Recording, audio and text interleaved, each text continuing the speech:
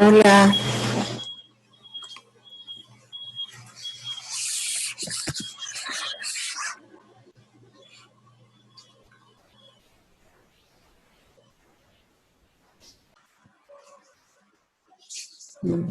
¿qué pantalla es? Es esta. Ok.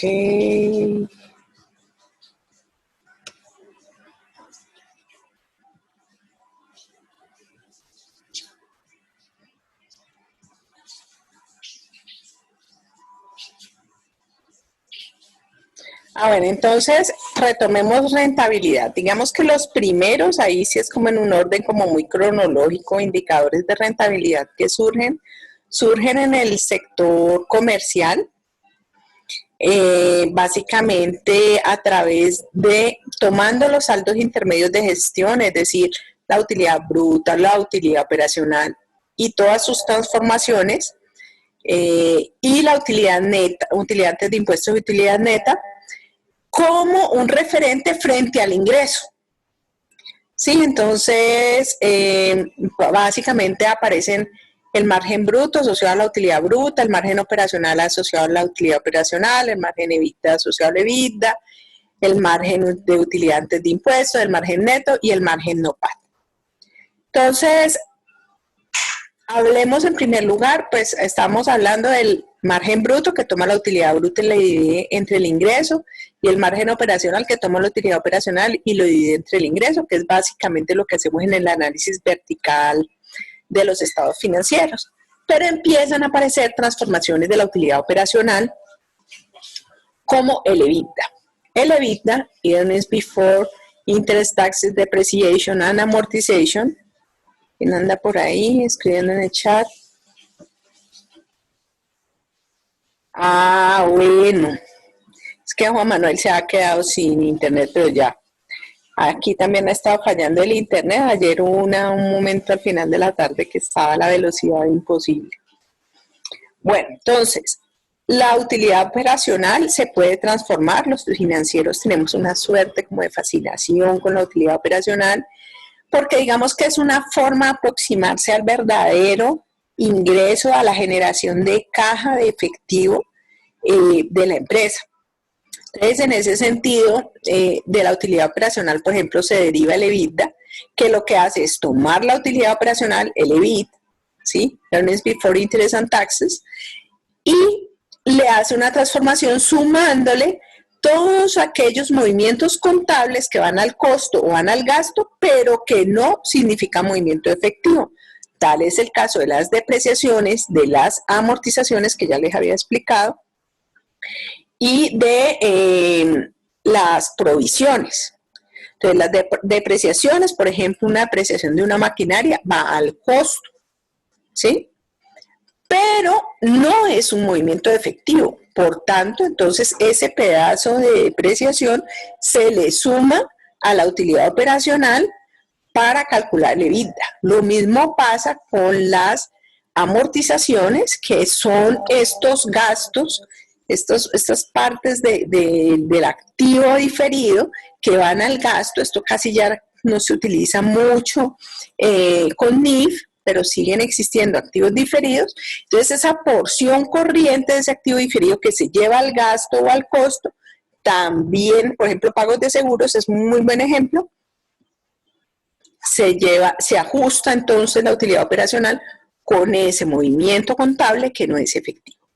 También pasa lo mismo con las provisiones. Cuando yo doy de baja una factura porque digo, a mí no me van a pagar esa factura, ese cliente definitivamente se va a hacer el loco y no me va a pagar, yo llevo el valor de esa factura al gasto, es decir, yo la provisiono, diciendo yo como que perdí esa plata. Entonces, cuando yo llevo esa parte o una parte de ese supuesto ingreso que voy a tener al gasto, pues no es un movimiento efectivo, porque no es que me hayan pagado la factura. Entonces, yo ajusto también la utilidad operacional en ese monto y así obtengo el EBITDA. Ese EBITDA lo divido entre el ingreso. Entonces también se acerca al margen operacional, solamente que está ajustado por esas cuentas que van al costo o al gasto y que no representan salidas de efectivo. Luego está la utilidad antes de impuestos. La utilidad antes de impuestos toma la utilidad operacional más los otros ingresos menos los otros egresos y me da ese margen de utilidad antes de impuestos. Entonces tomo la utilidad antes de impuestos contra el ingreso. Miren que todo eso se parece al análisis vertical, la única diferencia ha sido el margen EBITDA. Con lo mismo, la utilidad neta, tomo la utilidad neta, obtengo ahí el margen de utilidad neta contra ingreso y allí entonces digo, ¿qué tanto del ingreso convertí en utilidad? Que también aparece en el análisis vertical. Otro ajuste del EBIT de la utilidad operacional que también se utiliza mucho es el NOPAT. El NOPAT, cosa que tomar el EBIT, la utilidad operacional, ¿sí? Y restarle los impuestos. Es como darse de una vez la pela de los impuestos, porque usted quiera o no le va a tocar pagar los impuestos. Entonces se calcula un margen NOPAT que básicamente lo que hace es tomar los impuestos y dividirlo entre el ingreso. ¿Cuál de estos márgenes, o sea, hay alguna forma de decir que un margen es bueno, un margen es malo? Ahí sí que es cierto que es una cuestión propia de cada empresa. Cada empresa sabe cuál es su margen, ¿sí? Tanto bruto como operacional. Acuérdense que cuando hablamos de estas estructuras, miren que como esto le parece un análisis vertical, pues hay unas estructuras de costos y gastos que no van a cambiar mucho en el tiempo. Entonces la empresa está esperando más o menos siempre lo mismo. Vimos que, por ejemplo, la utilidad de Colombina oscila entre el 1,5 y el 4% la utilidad neta. Entonces no podemos esperar un margen neto de la empresa del 10% porque nos estaríamos equivocando, porque es una empresa cuyas estructuras de costo y gastos las llevan a dar entre el 1 y el 4% de utilidad neta. Lo mismo pasa con la utilidad bruta. Ellos tienen un costo muy alto, un costo que oscila en el 64, del 62 al 65, 66%. Entonces, si estamos esperando que la utilidad bruta sea mayor que el 34, mayor que el 40%, pues estamos esperando una cosa ilógica porque volvemos al asunto de las estructuras de cada empresa. Similar análisis con la utilidad operacional, con el EBITDA, o sea, eso depende mucho de la estructura de costos y gastos de la empresa, es decir, que estos márgenes se van a mantener más o menos estables a lo largo del tiempo porque se parecen al análisis vertical. ¿Cuánto sería malo? Cuando alguno de esos nos dé negativo, porque ahí estamos dando pérdida, o estamos dando pérdida bruta o pérdida operacional, o en todo caso una pérdida neta en la empresa, y eso es una situación que nadie desea, ¿sí? Pero de ahí a proponernos unas metas muy grandes, pues realmente podríamos estar desconociendo la realidad operacional de la empresa. Jesús invocó de un ojo, no quiere cambiar esta diapositiva. Ok, los indicadores más clásicos de rentabilidad, el primero es el ROA, y se dice así, o sea, nadie dice RSA, pues no se utiliza, realmente se utiliza la sigla en inglés, es retorno sobre el activo. Entonces, básicamente lo que se hace es tomar la utilidad neta y dividirla entre los activos totales de la empresa. Muchas veces no se toma, digamos, uno normalmente tomaría la utilidad neta y le dividiría entre el activo total del mismo año. Pero también se encuentra un ROA que se calcula con el promedio de los activos de 2 años, como para minimizar el efecto que un cambio en la inversión de la empresa pueda tener sobre esa rentabilidad. Se calcula la utilidad neta al periodo contra el promedio de los activos del último año. Eso lo encuentra uno mucho. Entonces, ¿cómo se interpreta ese ROA? Es como la rentabilidad del capital invertido de la empresa, capital invertido entendido como todos aquellos recursos que la empresa tiene para realizar su actividad económica. ¿Cuándo es bueno, cuándo es malo? No, también es una meta, pero lo que sí se hace allí, y se hace un poquito menos con los márgenes, pero también lo que sí se hace es compararse con el promedio del sector. Si, digamos, el promedio de la empresa del sector tiene un ROA del 10% y yo estoy generando un ROA del 2%, pues obviamente estoy por debajo de los rendimientos normales del sector. Entonces, algo estoy haciendo mal, ¿sí? Que estoy dejando tan poquita utilidad frente al nivel de activos que tengo. ¿Ok? ¿Qué pasa con esto cuando uno empieza como a compararse como con el sector? Bueno, que entonces podría, por ejemplo, uno de nuestros accionistas decir, no, pues yo me voy a cualquier otra empresa que allá me rinde más la plata que lo que me rinde en esta empresa. ¿Sí ven? Es una cuestión delicada. Es importante aclarar que yo estoy haciendo estos análisis de nuevo para la corporación, ¿cierto? Es decir, para aquella empresa que tiene independencia entre la propiedad y el control de la empresa, o sea, que son diferentes los dueños que los que la gerencia. En las empresas familiares, estos indicadores de rentabilidad nos pueden dar muy bajitos. ¿Por qué? Porque la nómina es una solución de pago de dividendos. Me explico. Uno encuentra mucho en la empresa familiar que dentro de la nómina aparece por allá en la gerencia comercial Pepito Pérez, que nunca va. Y resulta que Pepito Pérez es un hijo o es un accionista o no sé qué. Entonces, una forma de garantizar el ingreso de la familia dentro de la empresa, entonces es como un pago anticipado de dividendos. Y uno se encuentra eso mucho en la empresa familiar.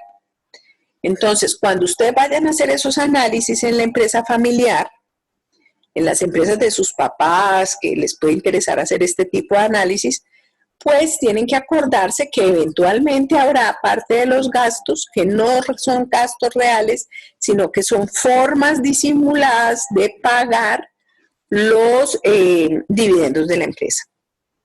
Entonces, uno dice, ay, pero hay un gerente de publicidad. Ah, sí, pero fulano nunca viene. Y nunca viene, entonces uno ya sabe que es que la empresa lo que está haciendo es asegurando ese ingreso familiar dentro de la nómina. Lo cual pues tiene unas ventajas para la familia, y es que ese fulano y sus beneficiarios están afiliados a la seguridad social, que le va a tocar pagar menos impuestos porque ese es un ingreso laboral, que bueno, en fin, y a la empresa también le sirve porque va a pagar menos impuestos porque el gasto se lo puede deducir. ¿Cuál es el lío con eso? Que entonces siempre uno ve las empresas familiares como un poquito lesionadas en términos de rentabilidad frente a las corporaciones. ¿Sí? Es normal. Entonces, pero uno tiene que tener claridad y el empresario tiene que tener claridad de qué es lo que está haciendo con la rentabilidad, por qué no está dando la rentabilidad. El problema es el día que usted quiera vender la empresa o el día que usted quiera desinvertirse. ¿Por qué? Porque tanta simbiosis entre la familia y el negocio puede ser incluso contraproductiva. Bueno, pero eso pues por el momento es solamente como para aclararles que hay un panorama un poquito diferente y que hay que tomar ciertas precauciones cuando uno hace ese tipo de análisis. Luego aparece el retorno sobre el patrimonio, el ROE, que viene también de la sigla del indicador en inglés. El ROE toma la utilidad neta y la divide entre el patrimonio total. Lo que hace es mostrar la rentabilidad del capital que tienen invertido en la empresa los socios. El ROE es un indicador muy utilizado, sobre todo pues, en las corporaciones, pues porque debería estar rindiendo el patrimonio y se acerca de alguna manera a la rentabilidad que pueden obtener los accionistas. Es un indicador sensible.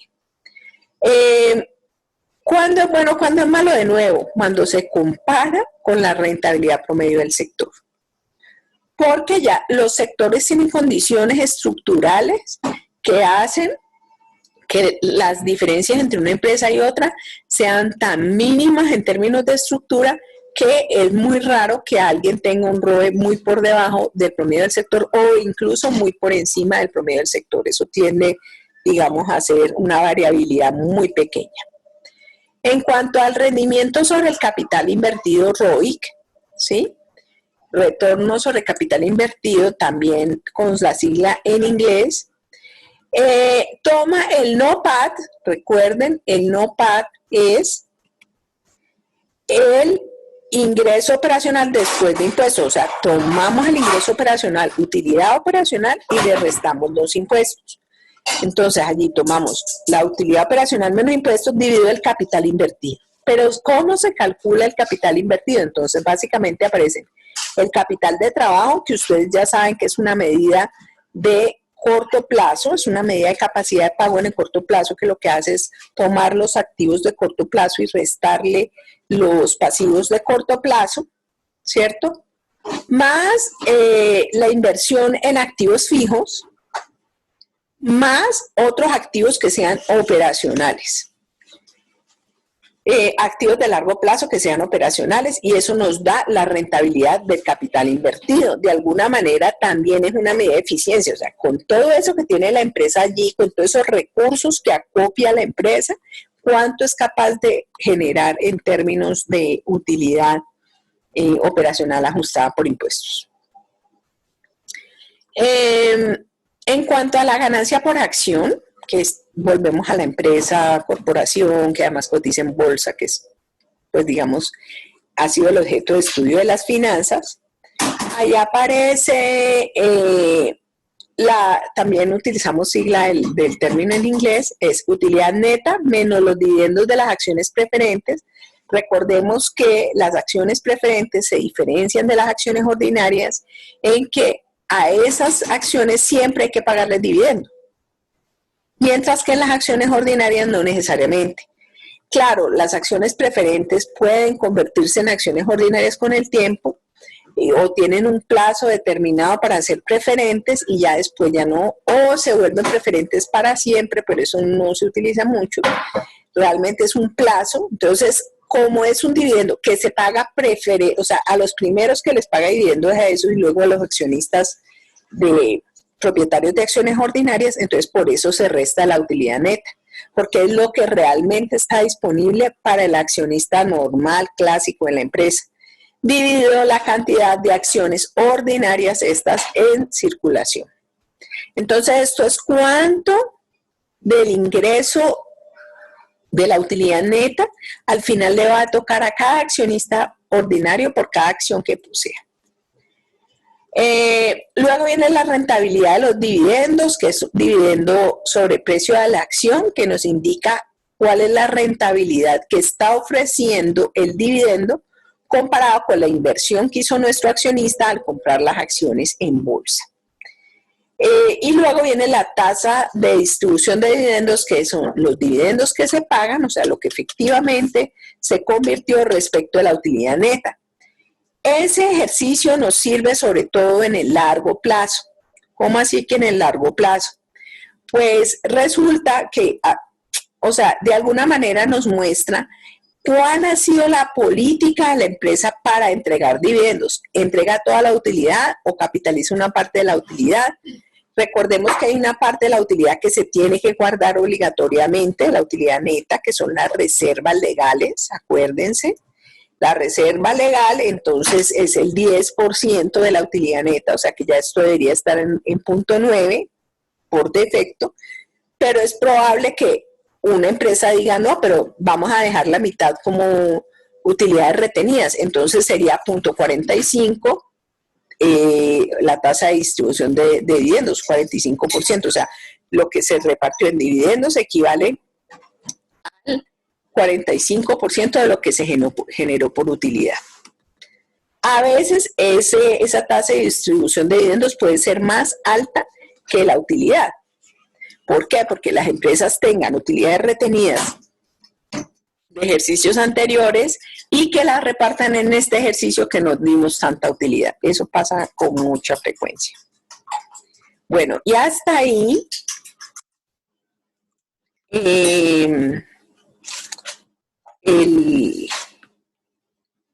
hasta ahí hasta ahí, ay, ¿dónde está esto? Aquí. Oh, por Dios. Hasta ahí la primera parte. Miren que no pudimos hacer mucho, ¿no?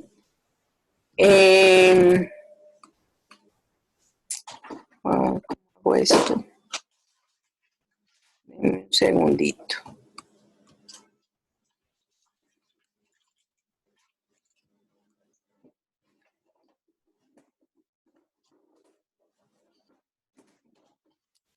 Ok, ¿dónde detener? No, no, no. Oh, por Dios. No, no.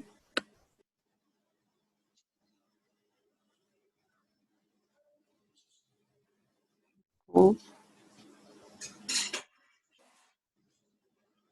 mm.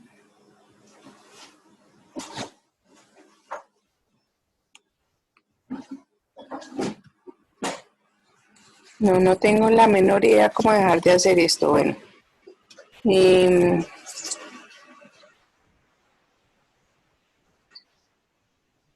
mm,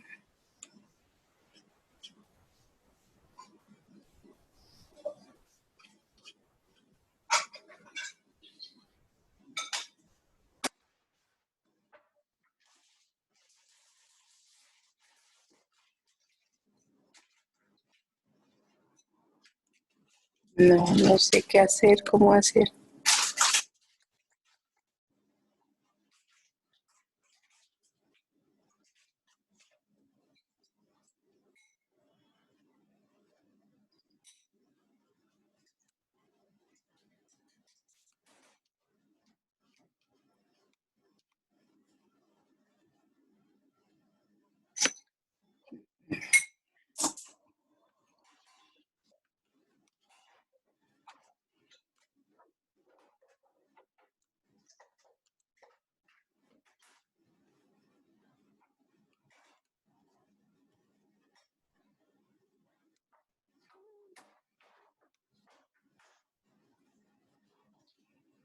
Ya, ok. Vamos a dedicar otro rato al tema de las dudas. Bueno, entonces hablemos primero de los indicadores de liquidez como capacidad de pago en el corto plazo. ¿Tienen alguna duda, alguna pregunta?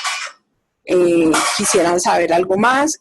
Pueden escribir o si quieren uno cuando está aquí en participantes, le puede decir alzar la mano, pedir la palabra y funciona bien, como para poder escucharlos. ¿Alguna pregunta?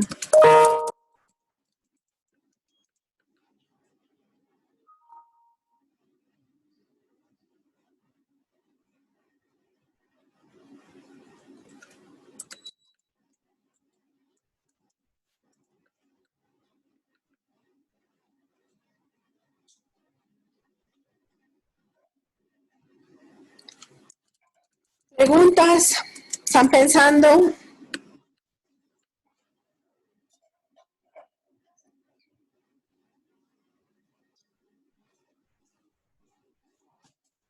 ¿Todo bien? Ok, Natalie.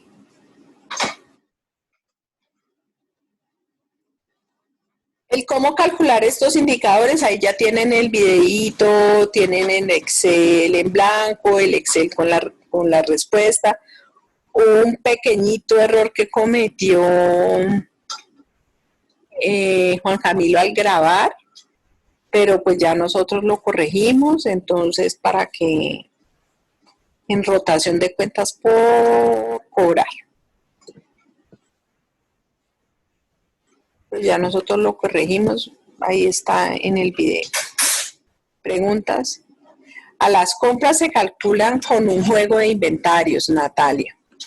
¿Cómo así que un juego de inventario? Recuerda que el inventario final, uno que hace inventario inicial más las compras, ¿cierto? Menos lo que sale por costo de mercancía vendida, nos da igual al inventario final. Entonces hacemos un despeje de esa ecuación y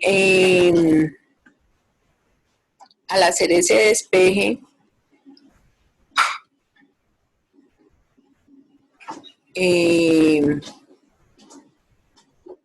nosotros obtenemos el valor de las compras. Voy a ir hasta la presentación, ya les voy a mostrar eso otra vez. Igual eso está aquí dentro de la presentación, voy a buscarla.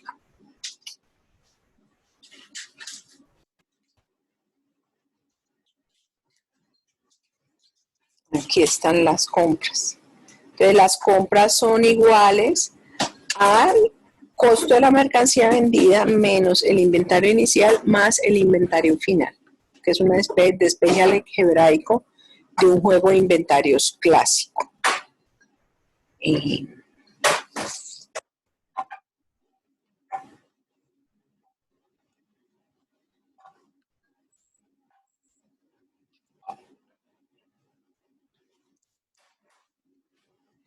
Si lo ves aquí, despejamos, entonces si el costo de la mercancía vendida menos el inventario inicial porque aquí está sumando, más el inventario final porque aquí está restando, nos va a dar las compras. Listo, es una estimación.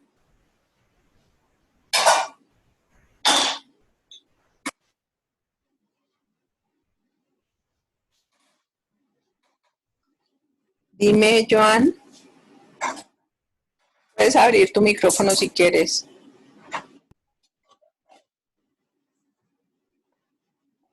Profe, hola. Acerca del video que había que enviar hasta el lunes, yo intenté, pues miré Es como por Blackboard. Con ese aplazamiento y todo, o sea, no quise abrirlo para no ponerles presión. Entonces voy a ponerles hoy la actividad para que suban ese video. Ah, bueno, profe, sí, pues yo igual me te envié un correo, entonces también lo voy a enviar por Blackboard, entonces, ¿vale? Listo. Ustedes tienen que entregar el trabajo final, un avance, ¿no? Para la próxima semana. Sí, exactamente. Porque bueno, no sé si estaba esta semana, igual me toca corrérselos, aunque sea una semana, porque pues igual esto estaba muy desordenado. Entonces yo voy a organizar esas cosas en Blackboard, les envío un anuncio para que carguen las cosas respectivas allí. ¿Listo? Lo mismo con el trabajo final. Yo reviso y pues si tengo que ajustar en todo caso, pues sería para la próxima semana. Bueno, señora, muchas gracias. Eso les sirve para estudiar. Y también reviso cómo queda, o sea, les pongo anuncios para todas esas cositas que están en el aire, pues de las notas, que ha pasado, no sé qué. Igual el viernes voy a la universidad, yo había dejado allí las calificaciones que no me ayudaron mucho porque les dio por colocar 4.9, yo no sé qué significa 4.9, tenían que señalar el nivel de desempeño. Entonces, para ponerles también la nota pues de lo del comité, igual pues yo tengo allí escritas algunas noticas, entonces a cada uno le pongo una notica, un mailcito o algo contándoles que observé en el comité como para que tengan esa retroalimentación adicional. Y pues con el video también les haré observaciones. ¿Preguntas del tema? ¿Nada? ¿Todo ok?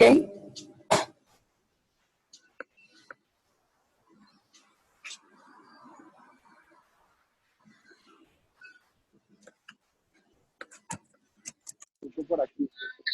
Entonces me preguntan cosas y me toca responder. ¿Quién? Juan Manuel. A ver, Juan Manuel, pregunte. en representación.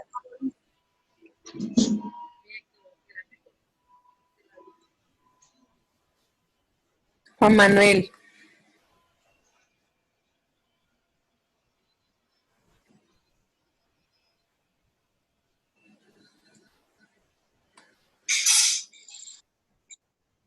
Ah, ok. Estás preguntando, ok. ¿Alguna inquietud? ¿No? ¿Qué? Vamos a poner otro acá en la entrada, acá. ¿Qué entrada? No, silenciemos a Juan Manuel. Me pierdo. ¿Todo bien entonces? Bueno, entonces dejemos la sesión hasta ahí. Voy a colgar este video para que lo tengan disponible por si quieren volver a ver la grabación. Yo la voy a subir en esta misma sesión, ahí mismo en la carpetica que tenemos de esta sesión. No tienen que calcular los dos, Joan. O sea, no solamente tienen que calcular la rotación, sino también los días. Que a mí me guste particularmente más los días no quiere decir que no haya que calcular o trabajar con las rotaciones. Igual la información es complementaria, ¿no?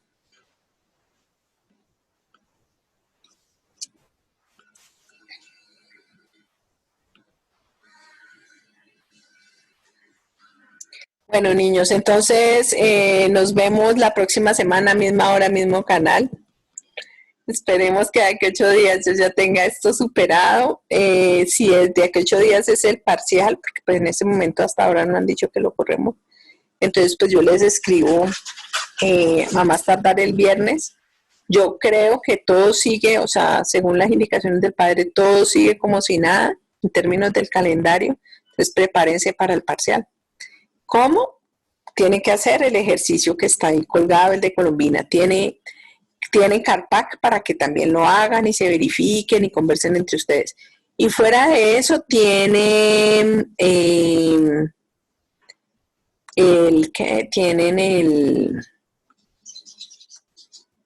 los videos y todo esto. Entonces, pues esperemos que todo esto les funcione. Igual cualquier cosa me mandan un correíto.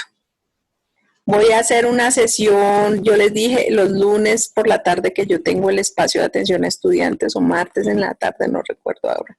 Entonces hago una sesión para atención de dudas. Chao.